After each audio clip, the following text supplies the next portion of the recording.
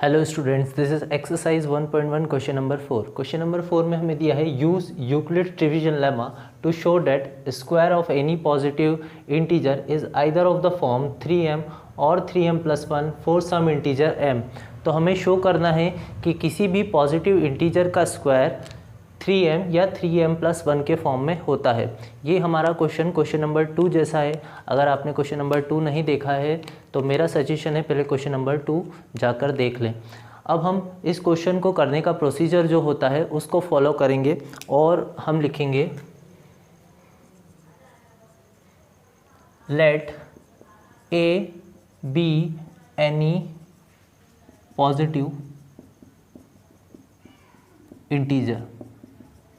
तो हमने ए को पॉजिटिव इंटीजर ले लिया है। यहाँ पर इवन ऑड हमें क्वेश्चन में नहीं दिया है तो हमने सिर्फ लिखा है any positive integer, A be any positive integer. अब हमें चाहिए होती है बी की वैल्यू।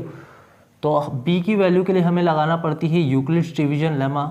यूक्लिड्स डिवीजन लेमा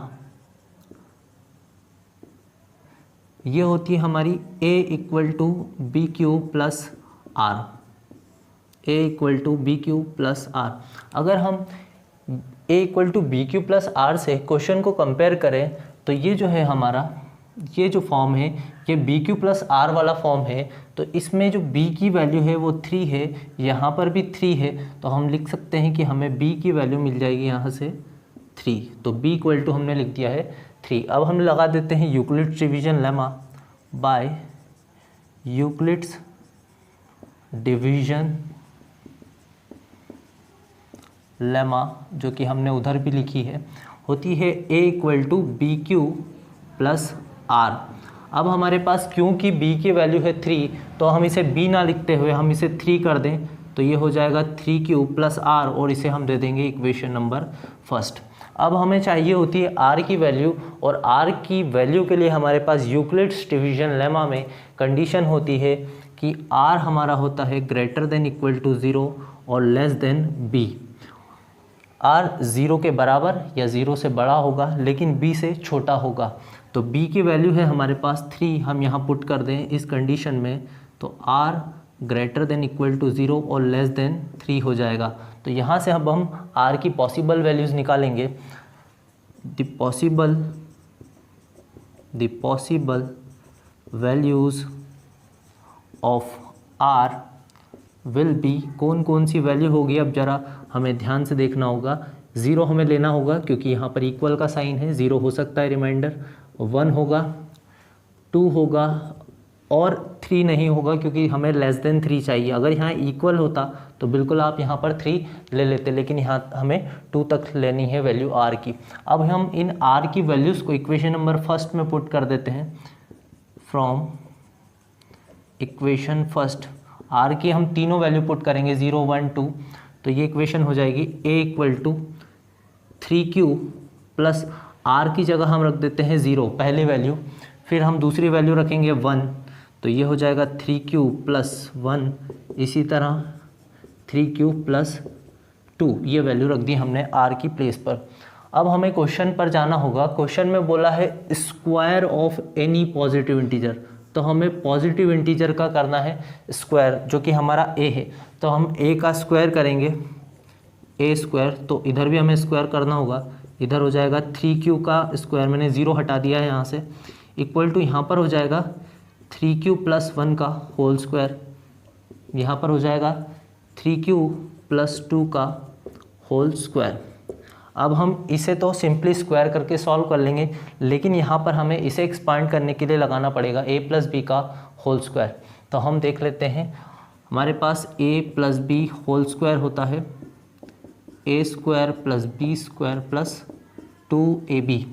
हम ये लगा करके एक्सपांड करेंगे। अब तो a स्क्वायर है पहले, तो a square equal to 3q square और यहाँ पर लगेगा फॉर्मूला, तो a का स्क्वायर कर देते हैं हम, 3q स्क्वायर हो गया, प्लस फिर है हमारे पास b स्क्वायर, तो b है हमारा 1 स्क्वायर हो जाएगा, प्लस 2ab है फॉर्मूले में, 2 इंटू a है हमारा 3q और b है 1।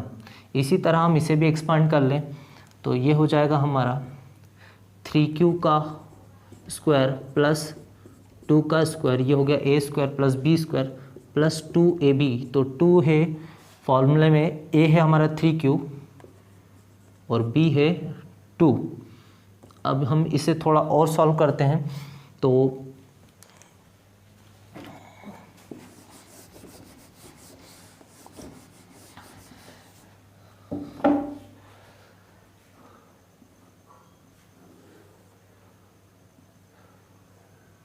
हमारे पास a स्क्वायर इक्वल टू आ जाएगा यहाँ से 3 का स्क्वायर करने पे हो जाएगा 9 और q का स्क्वायर करने पे हो जाएगा q square, 9q square equal to 3 का स्क्वायर फिर से यहाँ होगा 9 और q का स्क्वायर हो जाएगा q स्क्वायर। 3 का स्क्वायर 9 हो गया और q का स्क्वायर q स्क्वायर प्लस 1 का स्क्वायर करने पर हमेशा हमें 1 ही मिलेगा प्लस 2 इंटू 3 6 हो जाएगा, ये हो जाएगा 6q।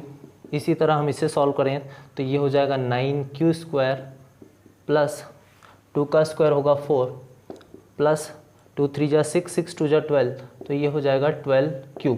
अब हम इसे थोड़ा सा अरेंज कर लें तो a square equal to 9q square equal to, हम 6q को आगे लिख लेते हैं तो ये हो जाएगा 9q square plus 6q plus 1 equal to 9q square, और हम यहाँ से 12q को आगे लिख लेते हैं, ये हो जाएगा 12q।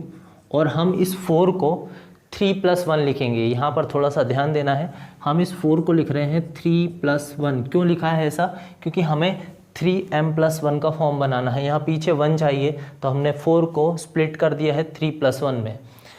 अब हम कॉमन निकालेंगे, a स्क्वायर इक्वल टू, यहाँ से 3 कॉमन ले लें 9 में से, तो 3 बाहर आने पे बचेगा 3q स्क्वायर। 3 3 जा 9 होता है, इसलिए यहाँ पर बचेगा 3q स्क्वायर। इसी तरह हम इन दोनों टर्म में से 3 कॉमन ले लें तो यहाँ बचेगा 3 3 जा 9 और q स्क्वायर प्लस 3 2 जा 6 होगा और यहाँ पर आ जाएगा q और प्लस 1 पीछे ये वाला। इसी तरह यहाँ से हम इन तीनों टर्म में से कॉमन ले लें 3, तीनों में से हम यहाँ पर कॉमन लेंगे 3, तो 3 बाहर आने पे यहाँ बचेगा 3 3 जा 9, 3q स्क्वायर हो जाएगा। ये यहाँ पर हो जाएगा 3 4 जा 12 होता है 4q और 3 1 जा 3 और पीछे आ जाएगा प्लस 1, पीछे आ जाएगा ये वाला प्लस 1। अब हम ध्यान से देखें तो ये अगर हम इसे m बोल दें और इसे भी m बोल दें और ये भी m हो जाए तो ये हमारा फॉर्म बन जाएगा। पहला वाला बनेगा 3m, दूसरा वाला बनेगा 3m + 1 और ये भी बन जाएगा 3m + 1 का फॉर्म।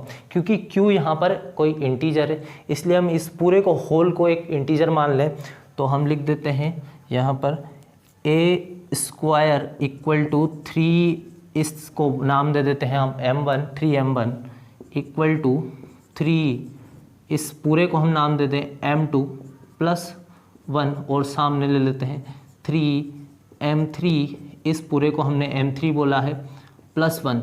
और यहाँ पर m1 m2 और m3 पॉजिटिव इंटीजर्स होंगे, where m1 m2 and m3 are some positive integers. तो हमने प्रूफ कर दिया है कि किसी भी पॉजिटिव इंटीजर का स्क्वायर 3m या 3m + 1 के फॉर्म में होता है। तो हम लिख देते हैं यहाँ पर therefore square of any positive integer is either of the form 3m और 3m + 1। तो ये दोनों फॉर्म पॉसिबल हैं किसी भी पॉजिटिव इंटीजर के स्क्वायर के, 3m या 3m + 1। अब हम इसके बाद मिलेंगे क्वेश्चन नंबर 5 के साथ।